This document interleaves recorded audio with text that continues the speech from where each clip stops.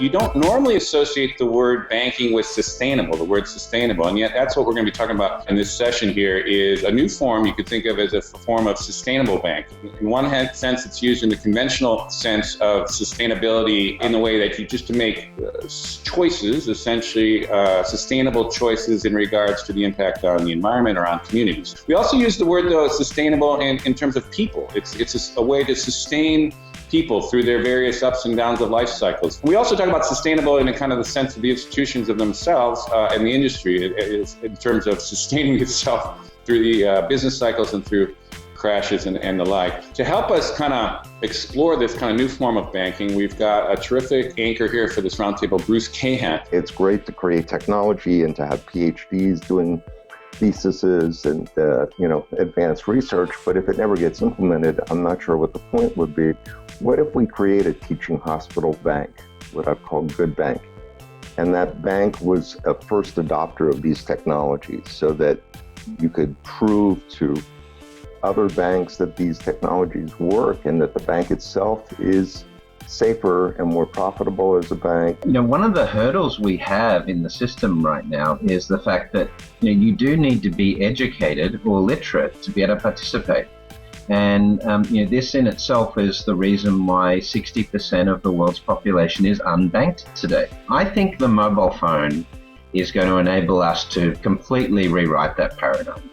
By the end of this decade, everyone is going to have one of these things in their hand. And if you want to enable banking, then that's clearly the vehicle to do that. I've never heard a bank say, I actually want you to learn about your money. And yet the process of learning about things, and I've watched customers in our labs do this, the moment of truth when they finally understand something that they thought was complex that isn't, is wonderfully empowering.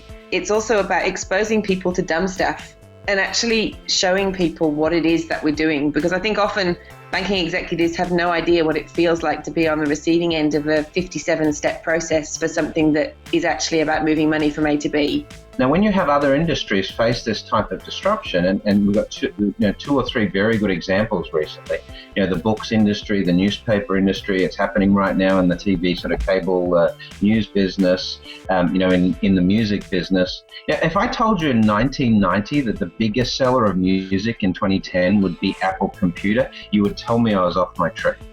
But the thing is, you didn't get those record companies with those traditional distribution systems to shift.